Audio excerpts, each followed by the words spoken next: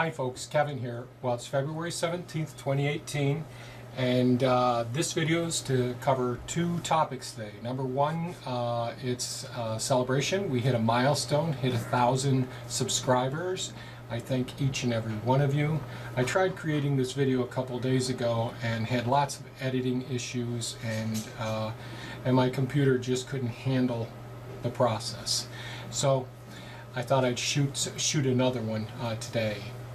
The other part of the video, and so first I want to say thank you to each and every one of you for subscribing, for sharing, especially for commenting as well on the videos. It helps me to get some idea of how deep I should go with things, or with the frequency of going through Food Force, or learning about what we're doing in the chicken and duck coops, and how we're patching ponds, all the things that we do.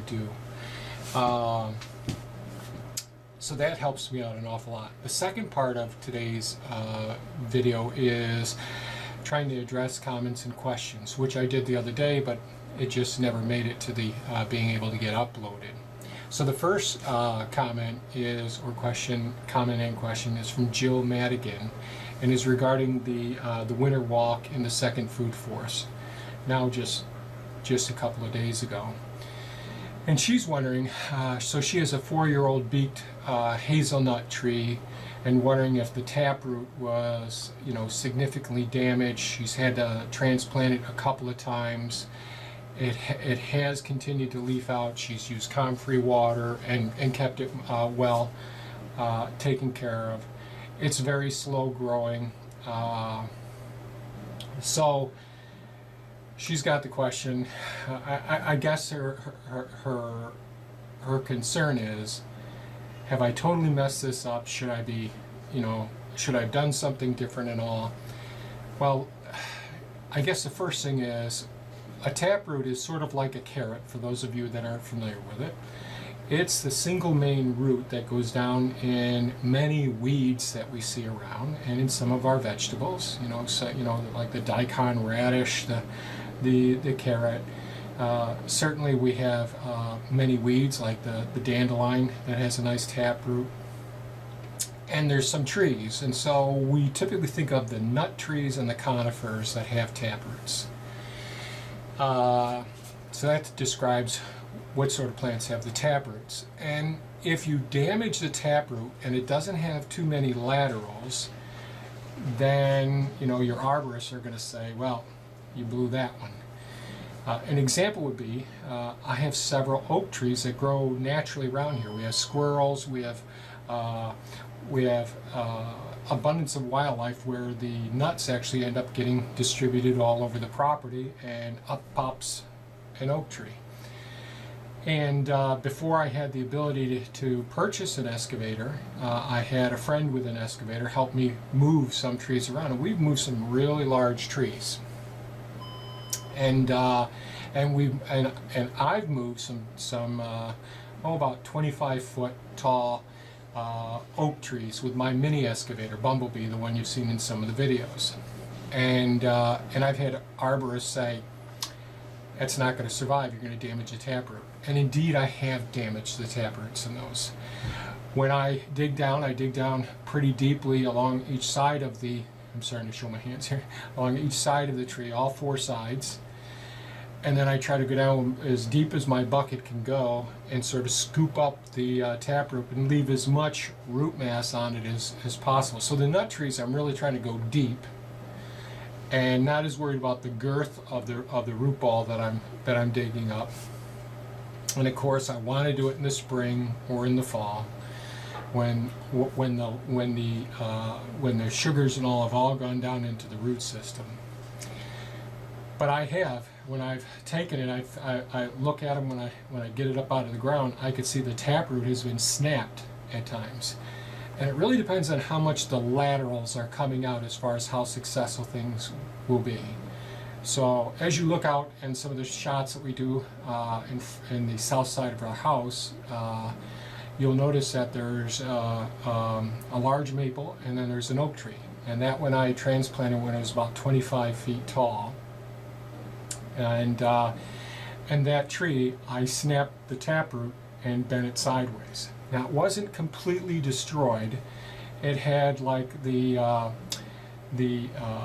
outer skins of it, the part of the xylem and phloem area were still intact going down the root system, but it was all bent to the side.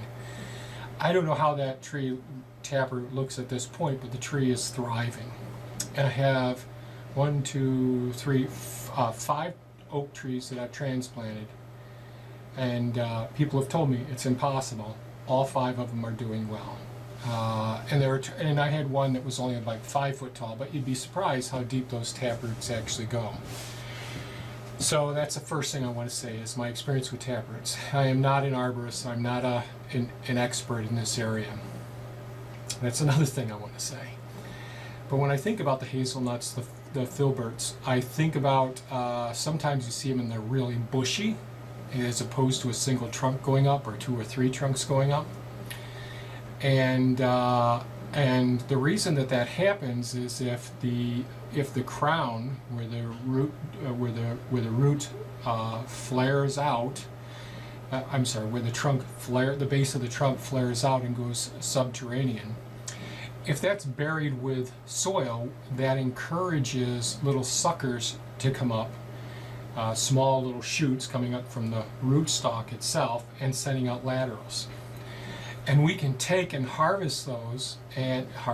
We can actually take those and cut off where that one root would be coming off.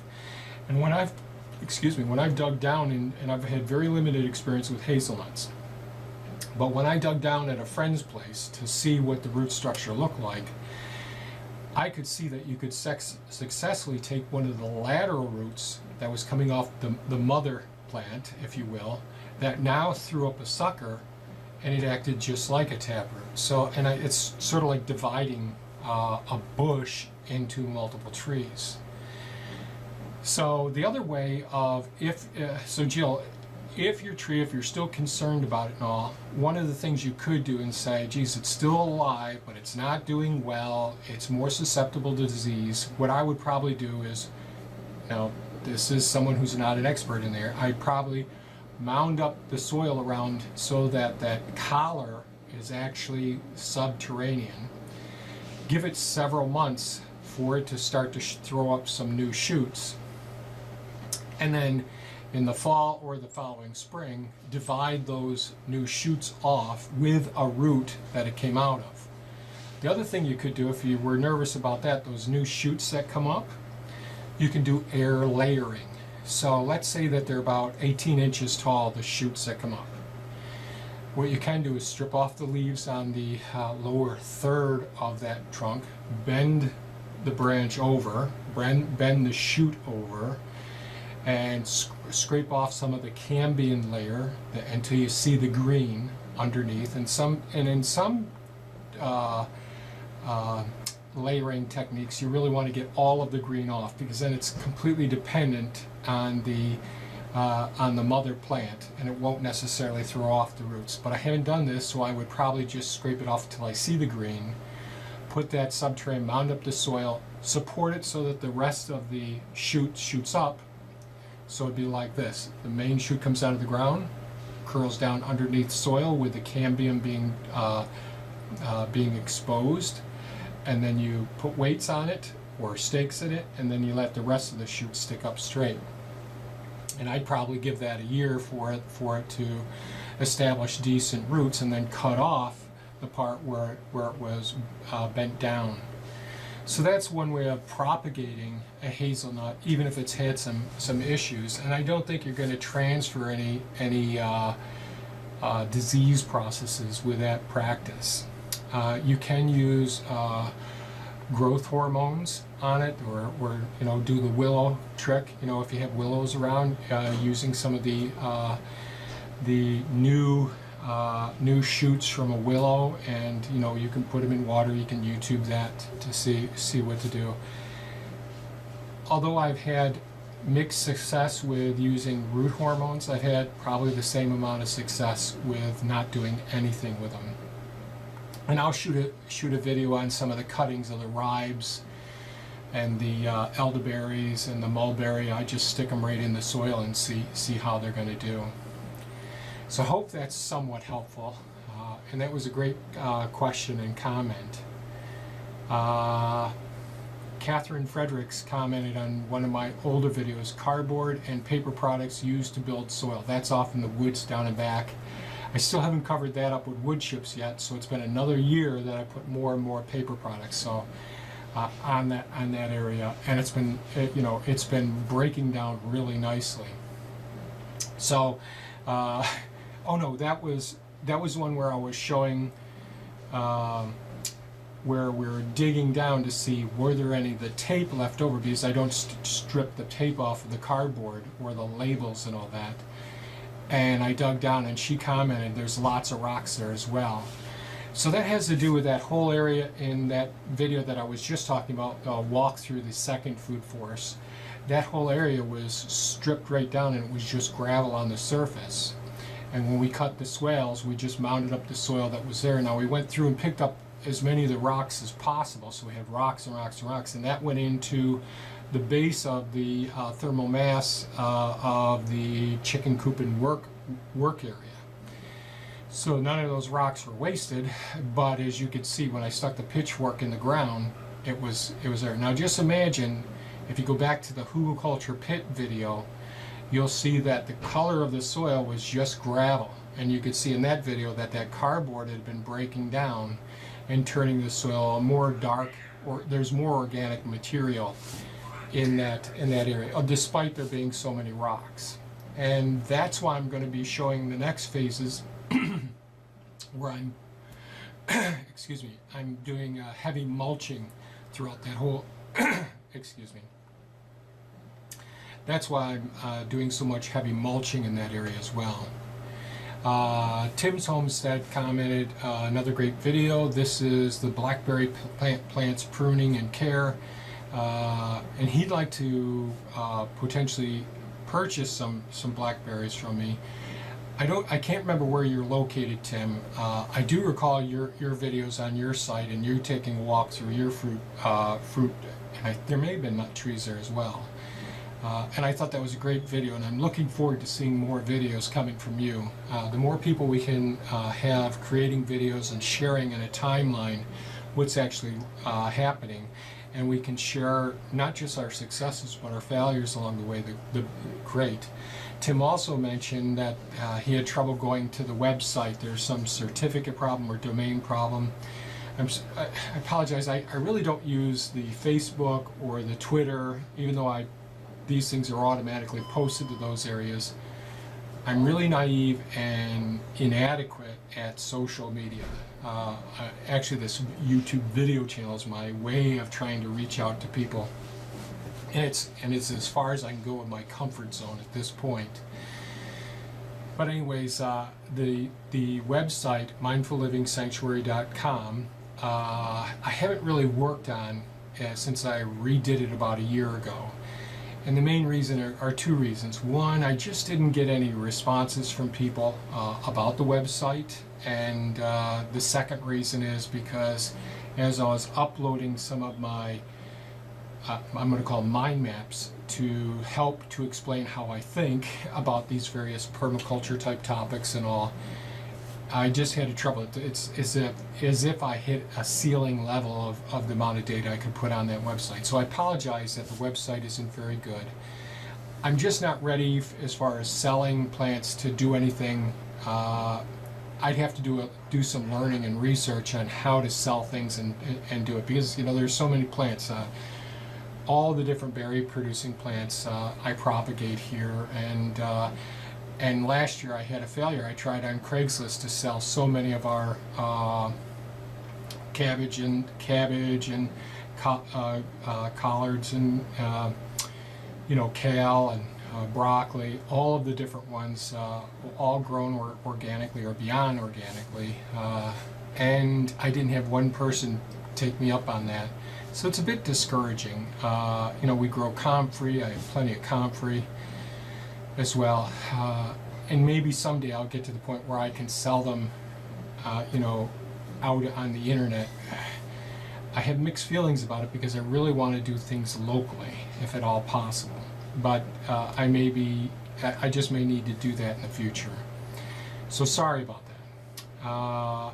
Yojo commented on that same video, the blackberry plants pruning and care, living in the Netherlands. Blackberries are a big part of the ecosystem there.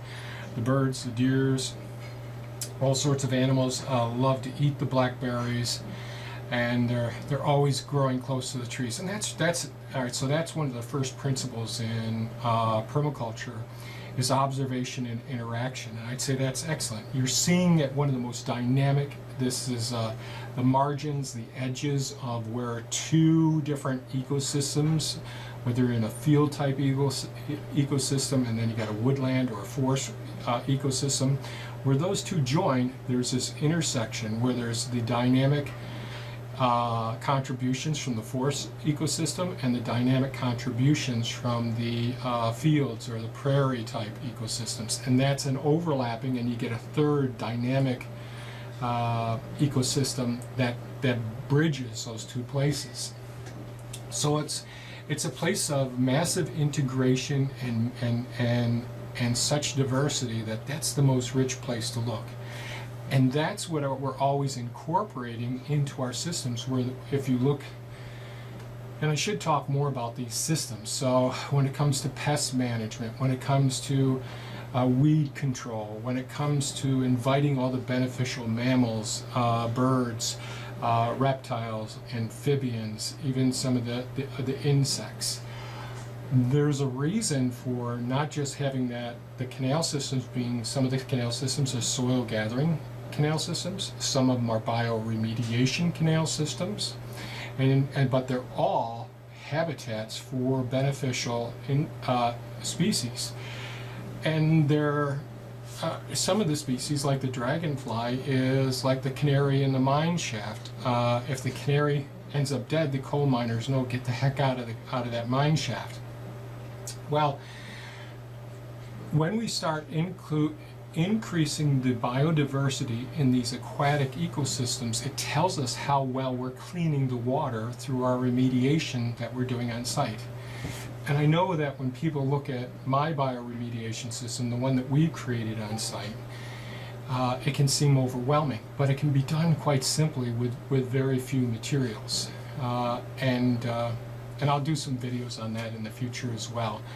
But very good, Yojo, talking about that being one of those places that so much of what I've learned in life is through that first principle in permaculture, observation and interaction. Kazana, they're enjoying, so she's in New Zealand, so right now they're enjoying the blackberries. They have thornless ones. They got their blackberry plants from her mother-in-law, and she subsequently passed away and took her ashes, and they're at the base of the blackberry plants, and I think that's a wonderful way of honoring her contributions, and a good way for us to remember our blessings, the people that we've had in our lives that have had an impact on our lives in a positive way, and you can keep going back and picking the fruit from something that they shared with you. I think that's amazing. Thank you for sharing, Kasama. Excuse me. Tim's Homestead again. Oh, this was what I ate today. The broccoli microgreens and oil-free hummus and black beans. The hummus recipe came from Jill Dalton from the website I showed before. That's the Whole Food Plant-Based Cooking Show. I really think she does a great job. If people are trying to get more whole foods into their diet and they still want to, indulge, her recipes are, well, they will knock your socks off. Now, her recipes, they're very good, but some of them are a little too calorie dense for me to want to eat all the time. Now, during the summertime, I can really load up on those really calorie dense foods because I really burn a lot of calories. But during the wintertime, I've got to be a little bit careful with all her desserts there because, oh my God, they're just amazing.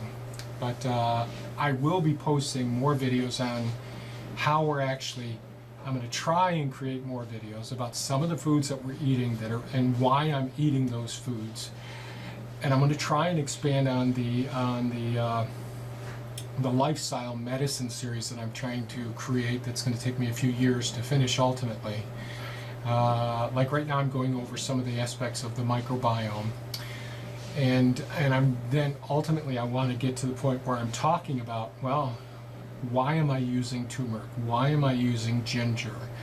What are the health benefits of breaking these different things that I'm using all the time? Because so many people out there could be at least having some positive impacts on their health, despite it may be a financial situation, it might be their living arrangements where they're living, it could be because of addiction, a food addiction to some of the salts, oils, and sugar, or the highly processed foods, or the convenience because you don't find time in life to, you just go and get a package. And my goal during that series is to bring a greater level of awareness, to introduce the aspects of understanding better what that label is going to be telling you. But first I've got to get some of the basic science out there, so we're always taught, so that we have a common grammar, we have a common language that we can be speaking to one another.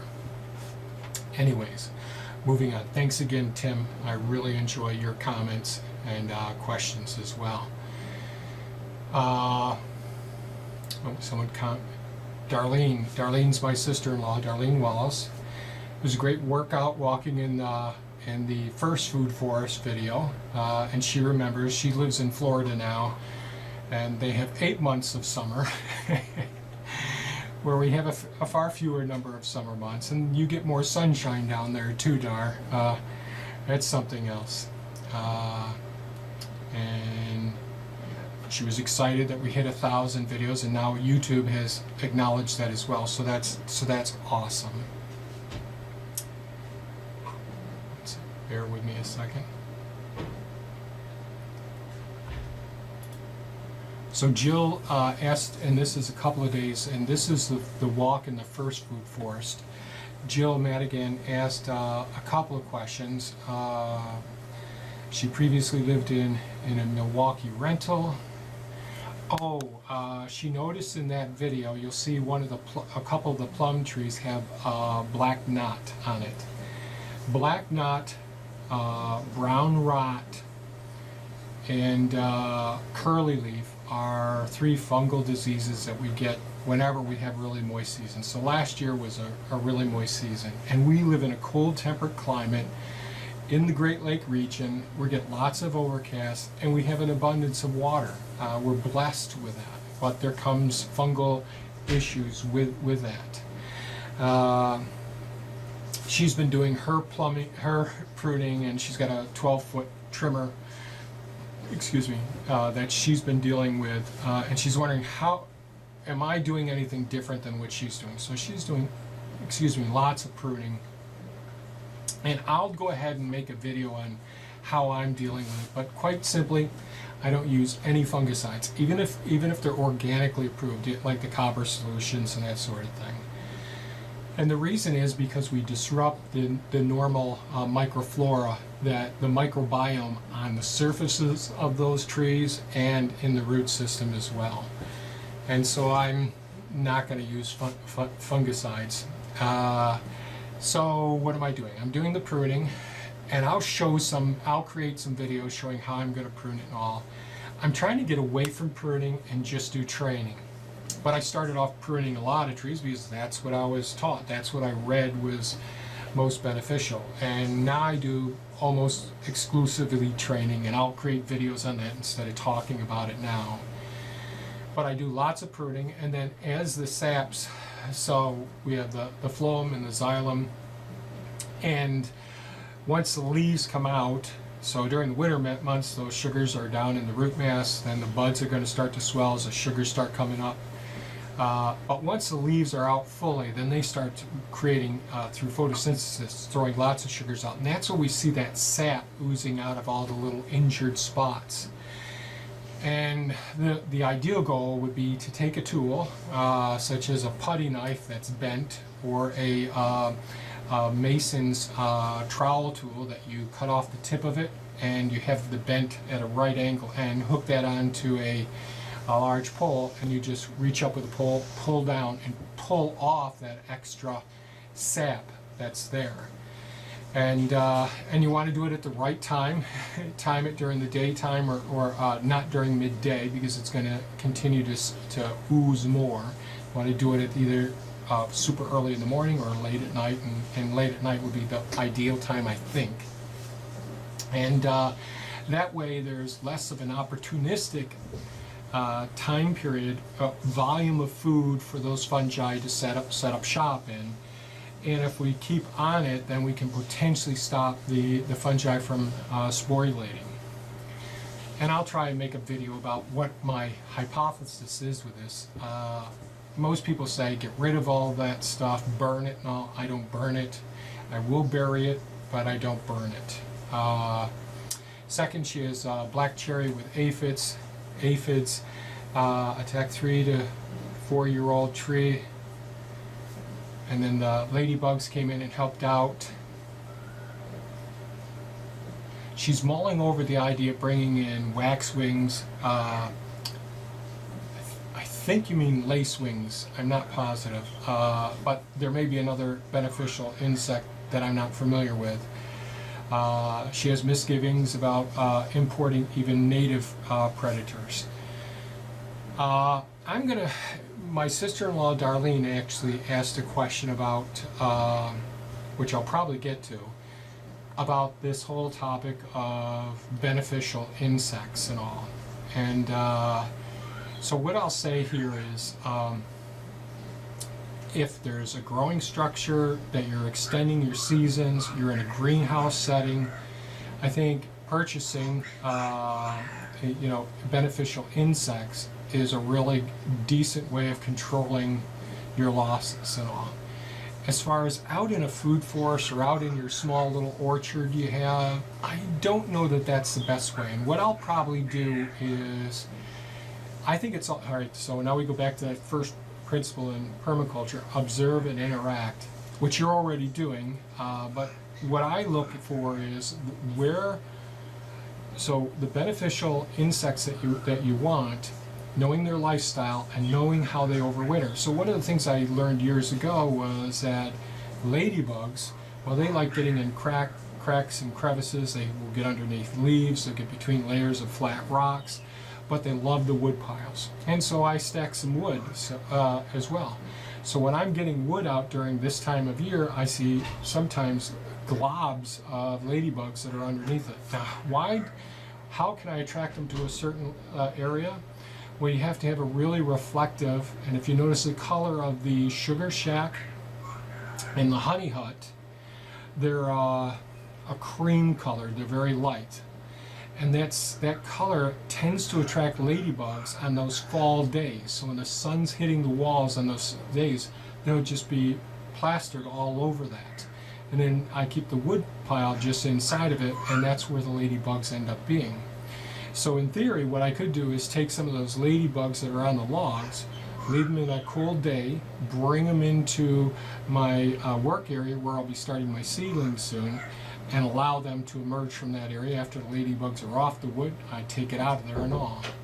And then I just need to provide the resources for the ladybugs, and I won't go any further into that right now.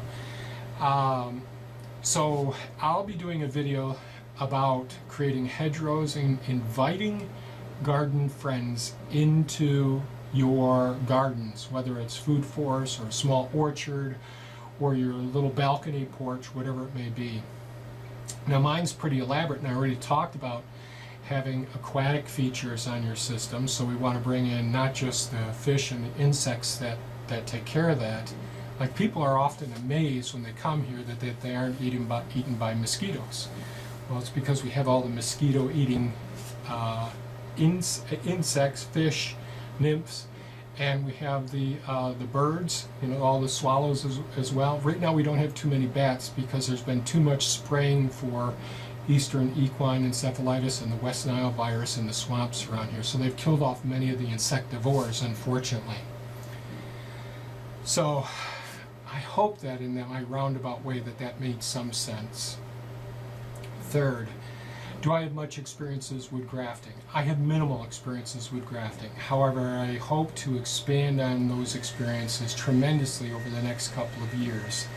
Trying to get my infrastructure here set so that I can do things. I've started with nursery plants a couple of times.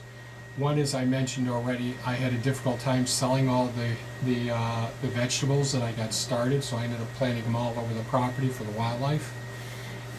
Many I just gave away. But I've also started many nursery stocks as well, and since they didn't sell, they end up going to waste, unfortunately. A lot of them I plant in other locations, but some you just don't want to overpopulate areas with. So the grafting I hope to do once I have like a protected wildlife zone, a chain link fencing around an area.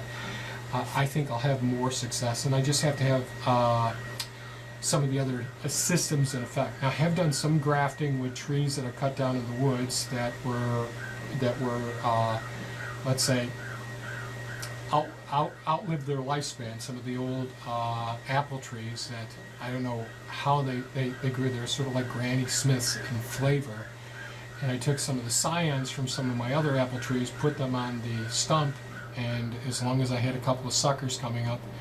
But I'd like to do a lot more grafting, and I'll make some videos on that. I plan on doing a lot of tomato grafting in the future as well once we get some growing structures up.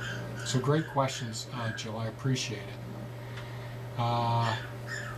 Tim also commented on that First Food Forest walk. He's looking forward to seeing more walks in there. I tend to think they're a little bit boring. We'll see what the feedback is from the one that went up today or yesterday. And I think that's it. We're getting to my nephew's questions now back there. I really do. Once again, I thank you so much for contributing to the channel. It's quite enjoyable and pleasant for me. You can hear Birdie in the background. And we're going to have some sunshine today, so I'm going to try and shoot some video footage outside as well. So once again, thank you so much. Please give it a thumbs up if you think this was of value. Leave comments, ask questions, share it with your friends. And by all means, have a fantastic day. Bye-bye now. Have a great day, folks.